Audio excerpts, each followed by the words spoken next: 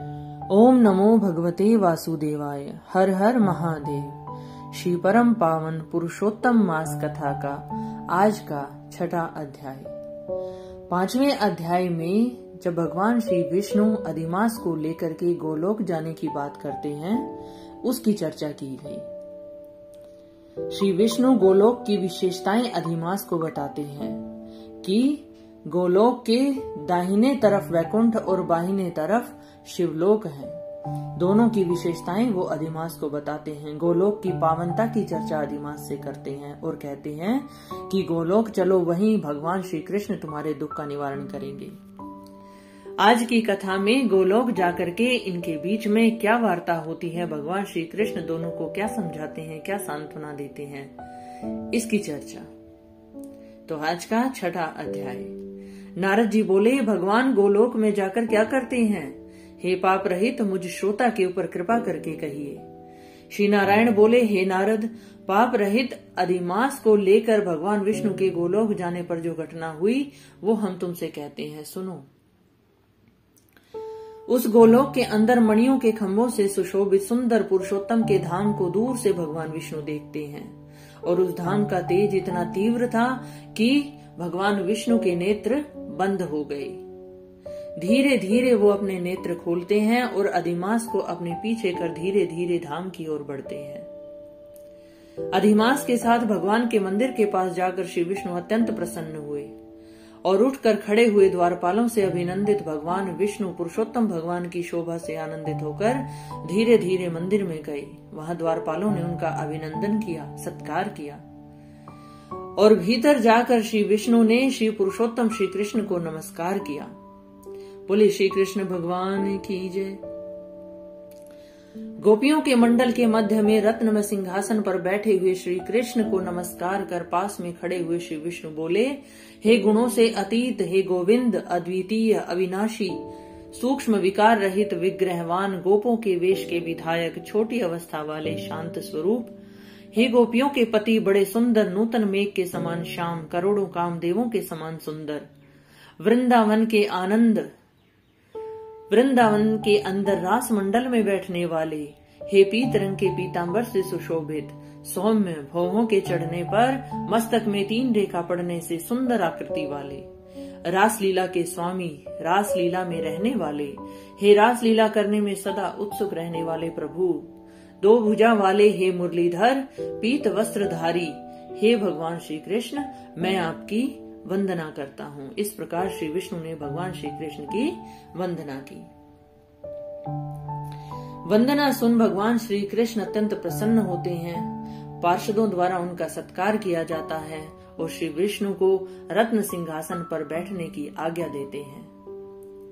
श्री नारायण बोले, यह विष्णु का किया हुआ स्तोत्र प्रातः काल उठकर जो कोई पढ़ता उसके समस्त पाप नष्ट हो जाते हैं और अनिष्ट स्वप्न भी अच्छे फल को देते हैं और पुत्र पौत्र आदि को बढ़ाने वाली भक्ति श्री गोविंद में जिसकी होती है उसका कभी भी बुरा नहीं होता। उसकी अकीर्ति का नाश होकर उसे हमेशा सत्कीर्ति प्राप्त होती है। तो श्री नारायण कहते हैं कि ये जो स्तोत्र जो विष्णु ने स्तुति की भगवान श्री कृष्ण की, इस स्तुति को जो प्रातः काल उठकर पढ़ता है उसके समस्त पाप स्वतः नष्ट हो जाते हैं। अगर सपने में भी उसे कुछ बुरा दिखाई दे तो उसका फल भी उसे अच्छा ही प्राप्त होता है। बोली श्री विष्णु भगवान की जय हो। अब भगवान विष्णु बैठ गए और कृष्ण के आगे कांपते हुए अधिमास को कृष्ण के चरण कमलों में नमन कराते हैं। तब श्री कृष्ण ने विष्णु से पूछा कि ये कौन है, कहाँ से आया है, क्यों रोता है? इस गोलोक में तो कोई दुख का भागी होता ही नहीं। जिसने इस गोलोक के दर्शन कर लिए, जो इस गोलोक में आ गया, उसके दुखों का निवारण तो अपने आप ही हो जाता है। इस गोलोक में रहने वाले सदा आनंद में लीन रहते हैं। ये लोग सपने में भी कोई बुरी बात नहीं सुनते, उनका सपने में भी कुछ बुरा नहीं होता। अतः हे विष्णु, ये क्यों कांपता है? जबकि ये गोलोक में आ गया है, अब इसे चिंता करने की क्या आवश्यकता? क्यों आंखों से आंसू बहाता है? हमारे सन्मुख दुखित होकर ये किस लिए खड़ा है? श्री नारायण बोले, नवीन मेघ के समान श्याम सुंदर गोलोक के नाथ का वचन सुन सिंहासन से उठकर महाविष्णु मलमास की संपूर्ण दुख गाथा कहते हुए बोले। श्री विष्णु बोले, हे वृंदावन की शोभा के नाथ, हे श्री कृष्ण, हे मुरलीधर, इस अधिमास के दुख को आपके सामने कहता हूँ, सुनो। इसके दुखित होने के कारण ही स्वामी रहित अधिमास को लेकर मैं आपके पास आया हूँ। यह अधिमास इतना दुखी है कि मुझसे इसका दुख देखा नहीं गया, इसीलिए मैं इसको लेकर आपके पास आया हूँ। इसके दुख की तीव्र अग्नि को आप शांत करें। ये अधिमास सूर्य की संक्रांति से रहित है, मलिन है, शुभ कर्म इसमें सर्वदा वर्जित हैं।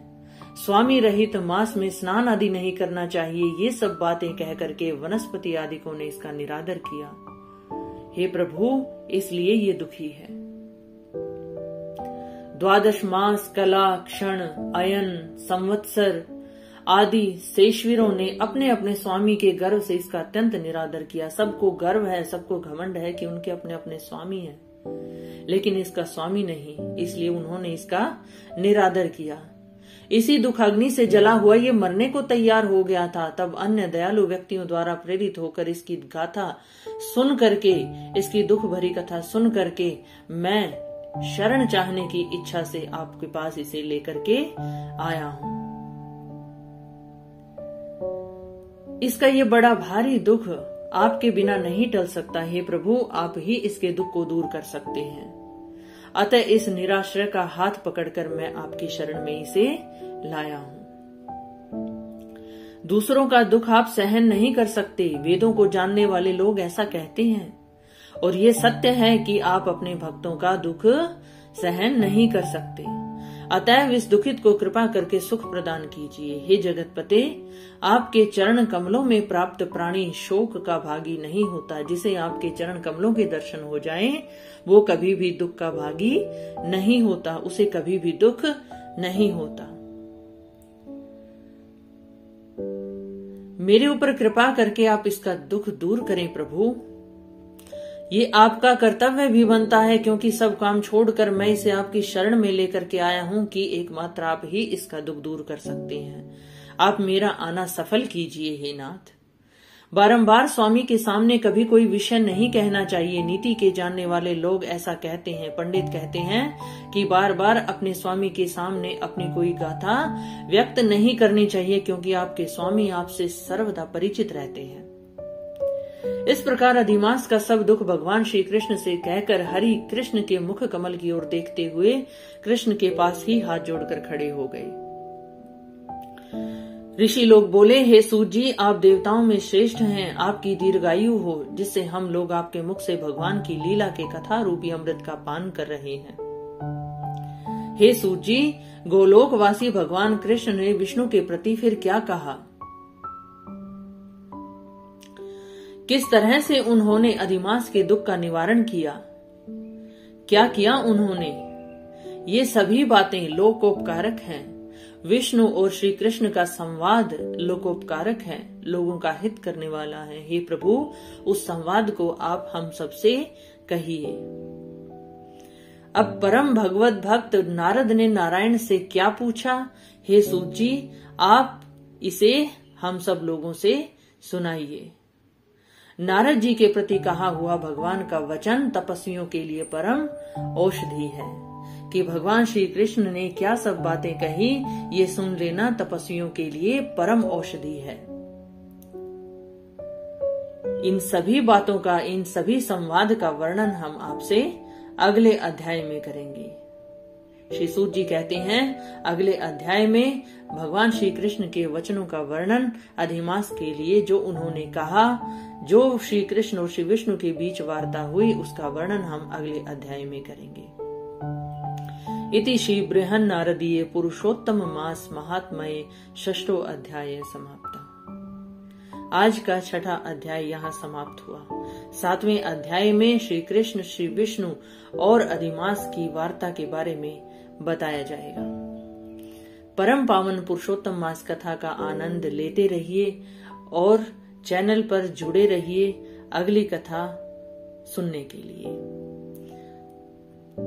ओम नमो भगवते वासुदेवाय। हर हर महादेव। भगवान श्री कृष्ण, श्री विष्णु हे जगत सृष्टा सबका कल्याण करें, सबको सुख प्राप्त हो।